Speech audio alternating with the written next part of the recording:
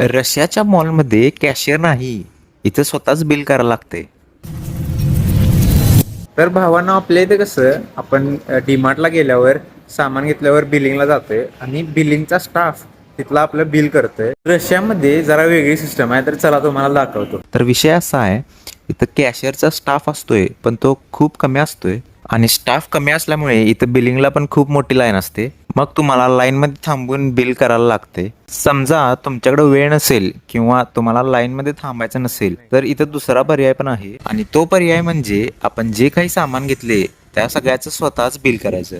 आता या रव्याच्या पॅकेटचं मी self billing करून दाखवतो तुम्हाला. तर अशा प्रकारचे स्क्रीन्स अवेलेबल असतात. तर ही स्कॅनिंग गन घेऊन आपल्या पॅकेटवरच्या बारकोडवर गोळी मारायची. गोळी मारल्या मारल्या ती गोळी कितीची पडली हे बघण्यासाठी स्क्रीनवर बघायचं. मग इथलं डिस्काउंट कार्ड घ्यायचं आणि त्यावर एक गोळी मारायची. फक्त प्रॉब्लेम एवढाच आहे की सेल्फ बिलिंगला कार्ड लागते, कॅश चालत नाही. अहो दादा, काय कमी होते काय बघा की, असं म्हणायची काय सोयच नाही हो. तर भावांनो, मला कमेंटमध्ये सांगा की तुम्हाला काय करायला आवडेल, म्हणजे स्वतः बिल करायचं की लाईनीत थांबायचं.